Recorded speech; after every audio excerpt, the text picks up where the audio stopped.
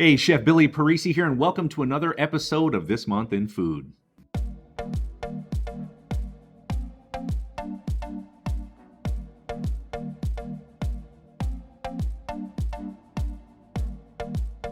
Now that we are back to 2 videos a week, I am so excited to start this back up. So again, welcome to This Month in Food. And if you've never seen any of these podcast style videos, it's really about me just sharing everything that's going on in the food world, my favorite current restaurants, favorite cookbooks, a new chef that I'm absolutely loving on. I just want to share all the good stuff with you. So with that being said, obviously I've moved from Chicago. This setting is completely different. I'm guessing you can see that now. I'm in Northwest Indiana. I am building a new studio. We'll probably be done July, August-ish of 2021. And don't worry, I'll give you the full tour. So with that being said, it's a new year. And for me, I always set those lofty goals. One, I'm just trying to eat more greens and vegetables. If that's anything like you, setting those New Year's resolutions, I'm in the same boat. I'm failing miserably, but I am trying. I found a new love for salads, especially because I just made all those salad dressings a few videos back. I've got all this stuff left over, so I've been loading up on green salads, but I'm trying to get more veg into my everyday diet, and of course, exercise. I just got to find time to do it. You know, you kind of, as you just, obviously I'm still under 40, thank goodness, but this year that changes. But obviously you start feeling it as you get older, and I need more exercise, nothing else other than that. So without further ado, let's get into it. Starting with my current favorite chef, Jordi Cruz. I actually discovered this guy on YouTube, but let's back up a little bit because he is a classically trained chef, lives in Spain, and when he was only 24 years old, he received a Michelin star, which is just so impressive. One of the youngest people to ever receive one Michelin star. Well, now he is the executive chef or chef de cuisine at Abac restaurant, which is in Barcelona, Spain, and he there has 3 Michelin stars, no surprise. The food looks amazing. He's got, I mean, if you're big into gastronomy and things like that, he does it all. The blue crab looks incredible. The cured foie gras, I mean, this guy does it incredibly well. But now to go back to what I was saying at the beginning with YouTube, he has his own YouTube channel with a really big following, and he shows very approachable, simple to make Spanish food. Like, it's awesome. So on this one side, he's got this incredibly polished gastronomy background in his restaurants, and then the other side, he shows very approachable dishes and recipes, and it's very cool. It's very down to earth. It looks like someone's even using a phone to record it. It's awesome. So definitely give him a follow, but look him up, Jordi Cruz, super solid chef, loving his work right now. And next, we're going to get into favorite restaurant this past month. As I said before, we've obviously moved out of Chicago, so we've been trying to explore Northwest Indiana as best we can. It's definitely a smaller town, way smaller than Chicago, of course, but there's still some really good places here. We got a chance to eat over the summer and late summer at a place called Provecho, and become friends a little bit with the chef owner. His name's Chris Pappas, really, really nice guy. First of all, it's as good as any restaurant that I've ever had in Chicago. It's definitely a Latin infusion where he makes traditional things like carnitas, serves it up with yuca fries and taco shells.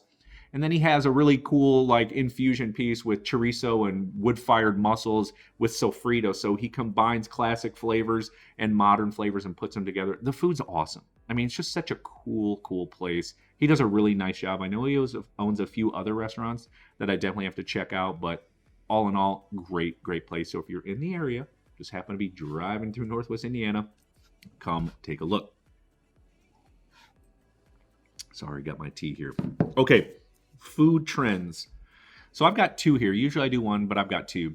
I'm going to say pop-ups are going to be really popular in 2021. And the reason I say that is because restaurants now are still tapping out capacity at only 25 to 50%. And people who are really missing that fine dining experience and don't have the opportunity to get into these places because the capacity is so low, I have a feeling you're going to see a lot more pop-ups. And this is for the party of 6 or the party of 8, friends, family, whatever. And that's where a chef will come in and make a very dedicated menu just to them. Super creative. I've heard amazing things about pop-ups. I've only been to 2 in my whole life, but they've always been amazing. Never have disappointed me. So I have a feeling you're going to start seeing that. Maybe it's even the chef on the block who does it for a couple of neighbors, but it's going to be bringing that restaurant feel kind of to home, if that makes sense. And if you guys aren't familiar with it, go to popuprestaurants.com. It will actually help you locally to find some if they're going on wherever you're at locally. And the next one that I saw as a trend, and this has never really gone away, but it's comfort food. And especially after the last year that we've had, people are cooking a lot more, which I'm super excited about. I'm all about those foundational basic cooking techniques, and I think people are really putting those things into practice. So cooking is becoming more. So it doesn't matter if you're making maybe a classical Italian dish from your grandmother, or you're just wanting a big bowl of soup. Comfort food is here. To me, it's never left, but it's definitely here this year. So that will wrap up my food trends. And now on to food news. So I just read this a couple days ago. As of last month, so January, over 110,000 restaurants nationwide will close permanently or at least long term.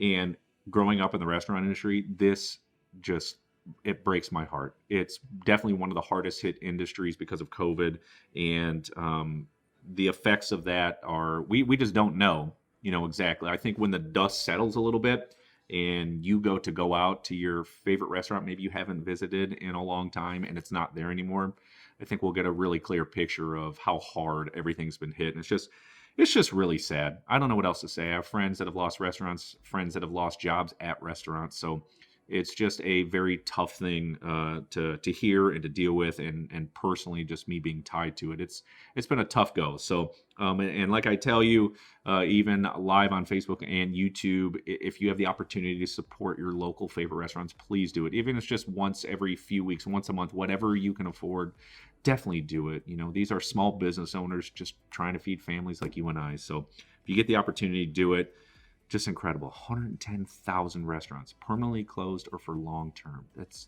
just such a huge amount of great and a lot of generational restaurants that will never open again. So prayers up to those guys. Hopefully somehow they can bring them back.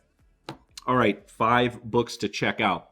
First, starting off with My Shanghai, author Betty Liu. And it's just a really cool book because it's not just food. There's a lot of stories and travel in there.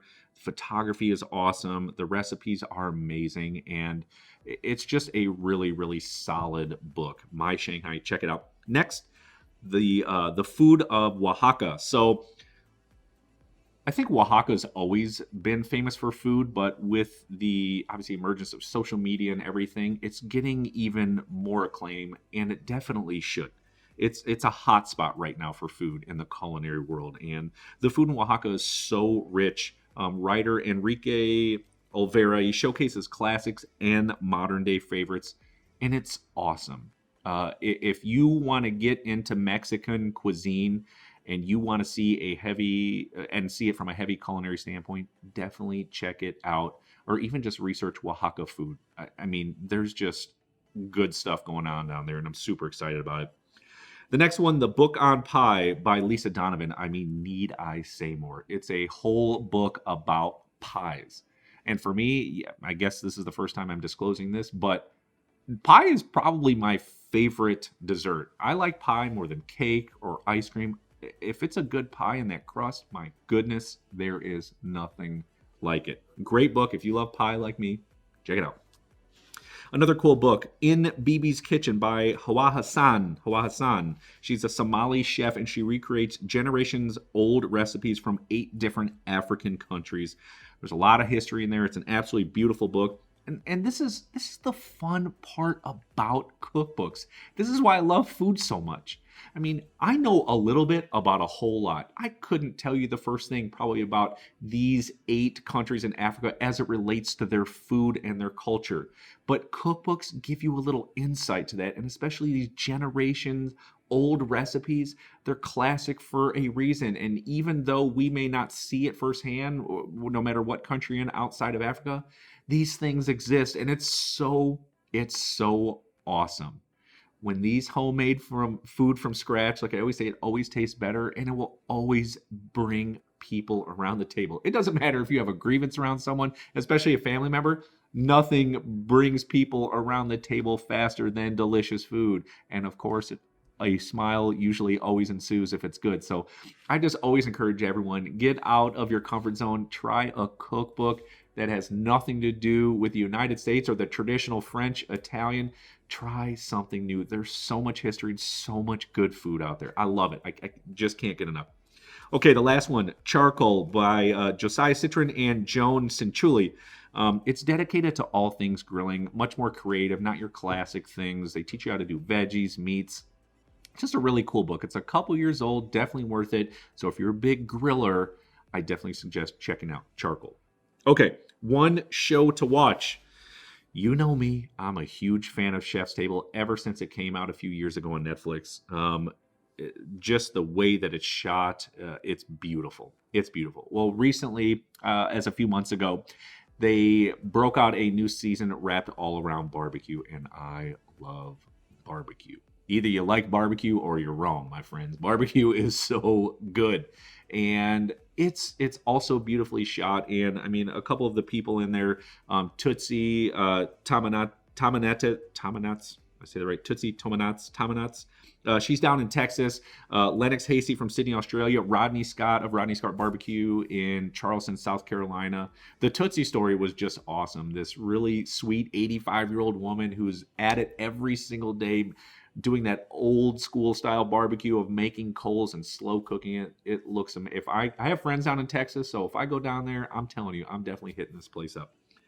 It's just a really cool series, and it's not just barbecue like that southern barbecue that you and I think of, but obviously with Lennox Hasty, it's about cooking over the open flame. And you get all those beautiful slow motion shots of the fire creeping through the grates. It is gorgeous. All right. Couple more things. Okay, one blogger to follow, Stuck in the Kitchen. It's an absolutely beautiful blog. The food's super creative, not anything necessarily overly traditional, but it's their takes on a lot of classic dishes and just anything they decide to make up, and it's really, really awesome. If the food tastes half as good as it looks, you're in for a treat. Definitely check out the blog. I'll include the link in my notes. Don't worry about it. Okay. Let's bring this thing home. Couple more. One YouTube channel to follow. You know I love watching YouTube food, and this channel, oh my, it's just cool, and it's so simple and basic. It's called Peaceful Cuisine. There's no music. There's no voice. It's just the sound of food being prepared. The gas flame turning on, the pan hitting it, the chopping of broccoli, the slicing of garlic, the knife hitting that cutting board, the rinsing of vegetables. It's just so therapeutic. Honestly, I'm not sure there's a channel out there on YouTube, doesn't matter if it's food or not, that is more calming than this channel. It is awesome. Love this channel. Huge shout out to whoever's creating it because it's awesome. It's absolutely awesome. Okay, one Instagram to follow. This is the last one, at Genry Joinery. Sorry if I'm saying it wrong. The @ symbol JENRI_JOINERY. Now, this gentleman, it is definitely not in English, and he doesn't disclose his location, so I'm honestly not even sure where it's from. If I had to guess, maybe Ukraine, Russia, but he makes like homemade cutting boards and bowls and plates from wood. And he ships it worldwide, which is awesome. But the Instagram channel is beautiful. Even his stacked up cutting boards look beautiful on Instagram. There are plenty of food shots on there, and I don't know if he's taking them or not. If he is, I mean, he definitely knows how to cook. It's beautiful.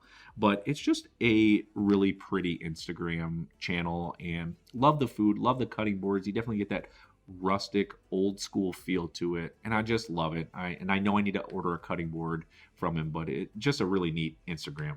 I don't know. If you like that kind of stuff, definitely check it out. Well, that's all I've got, my friends. Thanks so much for having me and another episode of This Month in Food. But now that we're back to 2 videos a month, I'm going to try to do this at least once a month for you all. I hope you enjoy it. If you have any suggestions or you want to recommend a cookbook or a restaurant or a chef that you're loving on, of course, drop me a comment. Would love to do it. Be sure to subscribe to my channel, like and share this video, and check out this video right here. I made it just for you. We'll see you on there.